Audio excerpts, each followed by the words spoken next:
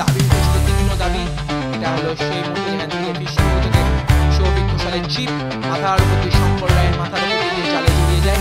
বিষ্ণুর সাথে heading clear করে সুজিত সাধু, সেই বল চিপ করে কিন্তু সৌভিক ঘোষাল।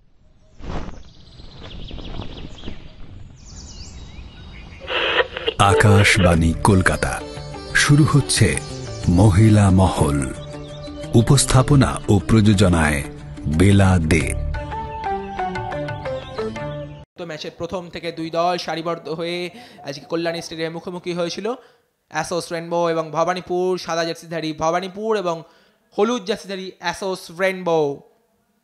দুই দলে শেষ মুহূর্তের ফটোশুটের পর আজকের ম্যাচ কিক অফ হয় কল্যাণী স্টেডিয়াম থেকে।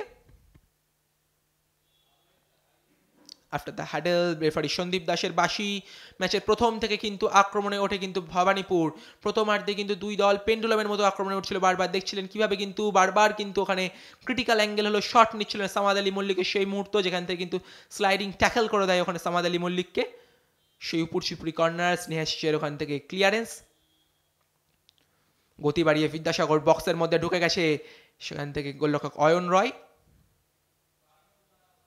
সৌরভের দূরপাল্লার শট, ওয়ান ড্রপে শঙ্কর রায়ের হাতে বিদ্যাসাগরের বল, যেটা কিন্তু কোনো এসে কেউ মাথার সাথে কানেক্ট করতে পারেনি। এটাও কিন্তু মাথার সাথে ঠিকঠাক কানেক্ট হয়নি, যার ফলে ফলাফল প্রথমার্ধে কোনো রকম পরিবর্তন হয়নি।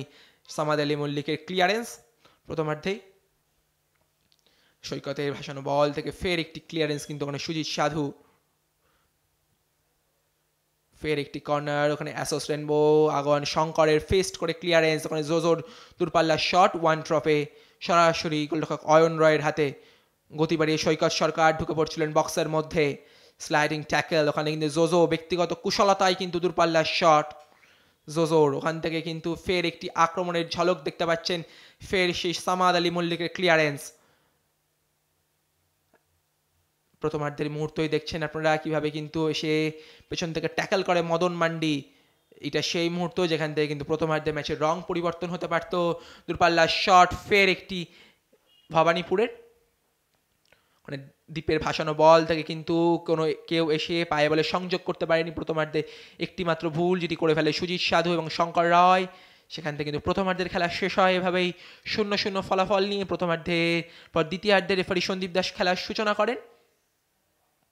দ্বিতীয়ার্ধে দেখছেন শুরু থেকেই কিন্তু ভবানীপুর বেশ কিছু পরিবর্তন করে নেয়। দ্বিতীয়ার্ধের শুরুতেই মাঠে নামে কিন্তু সান্থই, যার গোলে কিন্তু ভবানীপুর দীর্ঘ সময় ম্যাচের শেষ মুহূর্ত দিকে থেকে দেখছেন বিদ্যাসাগর ইনসাইড আউটসাইড করে যে শট, যেটা কিছুটা বাধাপ্রাপ্ত দেখছেন, সেই গোল, সেই মুহূর্ত যেখান থেকে কিন্তু ম্যাচে লিড এনে দেয় ভবানীপুরকে সান্থই।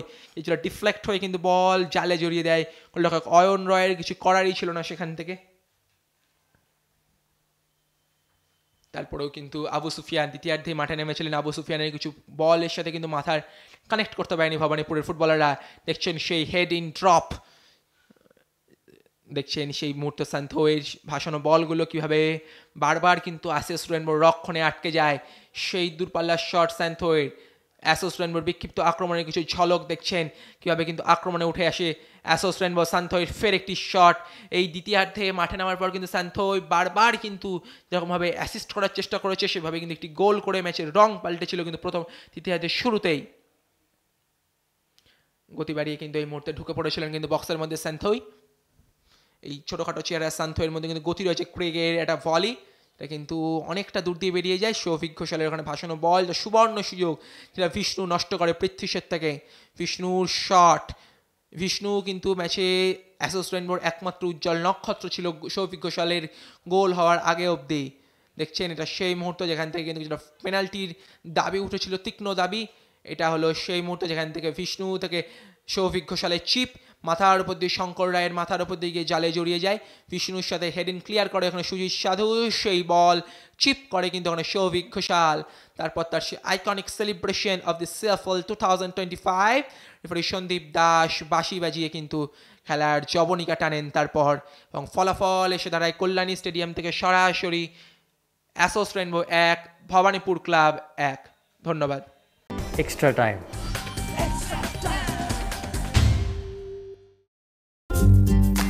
লেটেস্ট নিউজ আর এক্সক্লুসিভ ভিডিওর সঙ্গে আপডেট থাকতে এখনই সাবস্ক্রাইব করুন আমাদের ইউটিউব চ্যানেল। বেল আইকনে ক্লিক করতে ভুলবেন না যেন।